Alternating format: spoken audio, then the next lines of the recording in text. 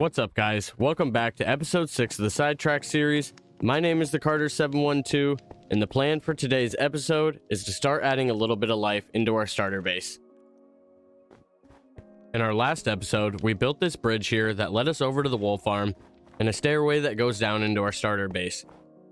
In this episode, I want to build some houses down here in the starter base to have some villagers that can freely roam, and I think I want one of them to be a gardener that's going to grow all of our sugarcane for our rockets.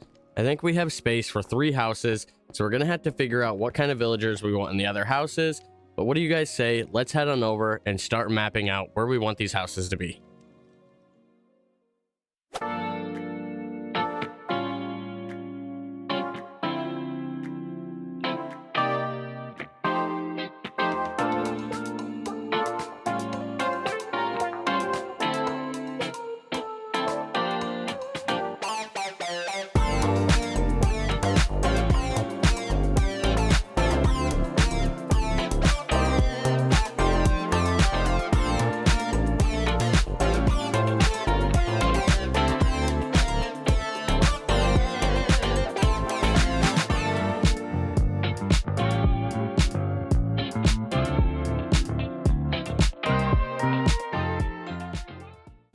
Alright guys, I'll admit it, I got a little bit ahead of myself and just started building and forgot to hit the record button when we built that first house.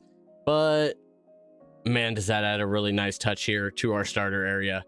We still have one more house that we need to build, and I think originally I was going to do a house with like a shed behind it, but I think I'm going to change that up a little bit and do another house that's similar to the size of these, just because I think they fit really nice here into the starter base.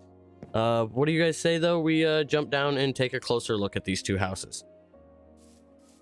Alright, so for our first house here, we ended up going with spruce, mangrove, and then a granite rooftop.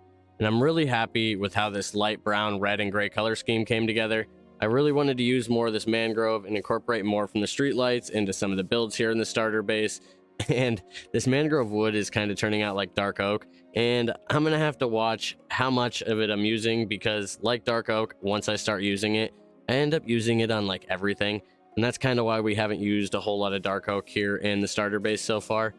But it works really nice for these details, and it goes really nice with this spruce wood. But if we come up here on the deck, when we come into the inside, we can see that I have this separated out into multiple levels here.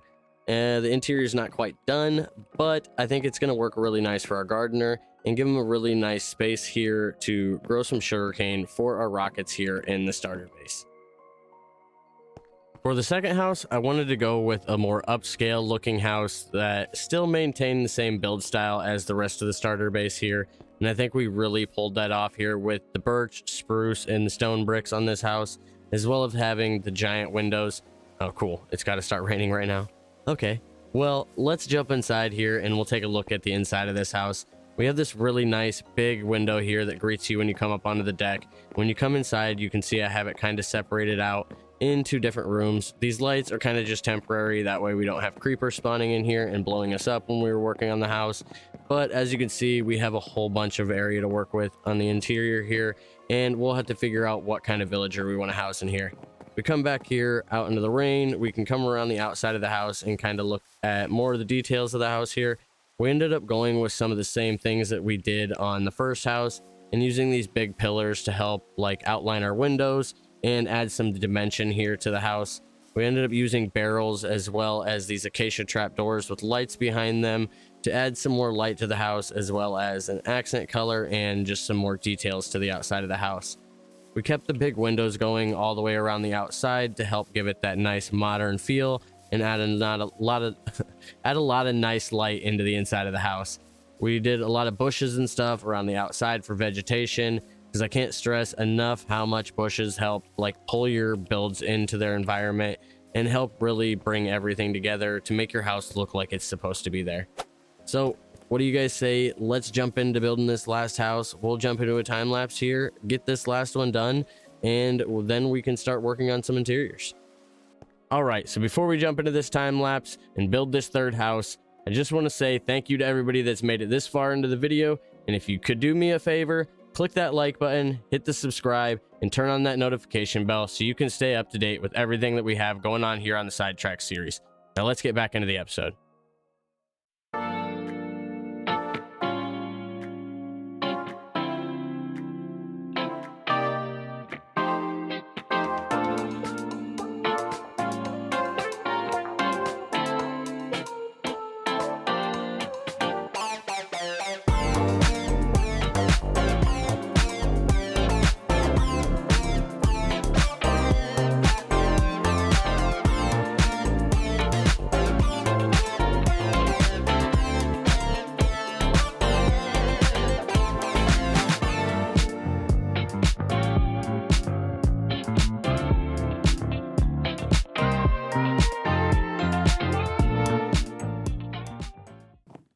All right, guys, all 3 houses are built, and I think that's added a really nice touch here into our starter base.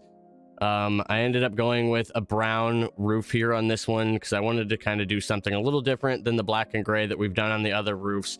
And I ended up using the brown mushroom block and brown wool, and I think it turned out really nice and gives it a really nice kind of log cabiny feel, using the spruce and then the acacia for the support beams on the edges.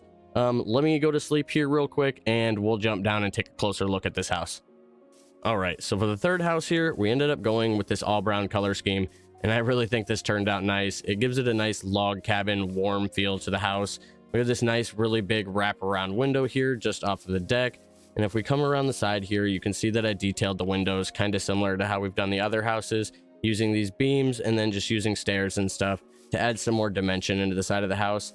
I ended up building these kind of peaks that come off the top of the roof to hold our lanterns, and I kind of think they turned out like an eagle head, and I think they turned out really cool. If we come here around the front of the house though, we can come back into the inside and take a look at the inside of the house.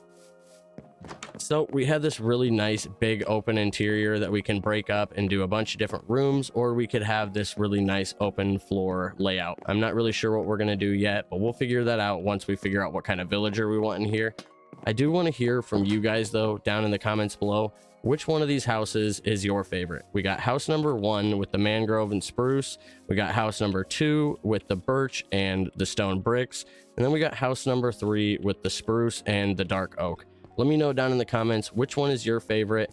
But what do you guys say? Let's start working on some interiors and let's get this gardener going so we can have rockets for the starter base. All right, guys, interior number 1 is done. We have the villager linked up to the job station and a bed inside, but he's having a little trouble pathfinding. We might have to make a back door on the house because he can't seem to figure out how to get back up onto the deck. But we can jump up on here and take a look at the inside and see how we set up the interior.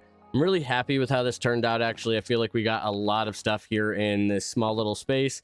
But we have the automated sugarcane farm here and a place where people can come and place orders, with the rockets, gunpowder, and paper here on display.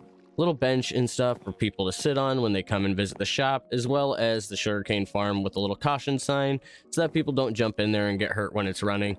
We have his job station here and a little workstation back here where he's growing some carrots, and we have a little hoe and stuff sitting there.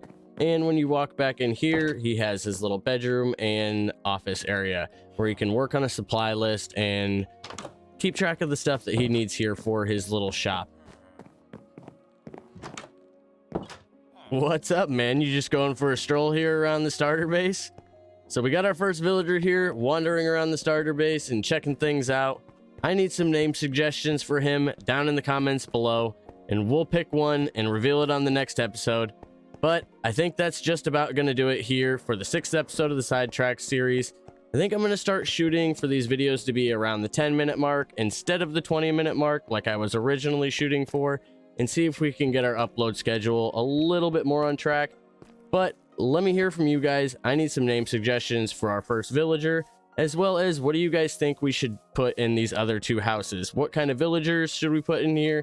And what kind of function could these 2 houses serve? Like where we have this one growing the sugarcane for our rockets, what can we do with these other 2 houses? I would love to hear some suggestions from you guys down in the comments below. But other than that, we'll see you guys in the next episode.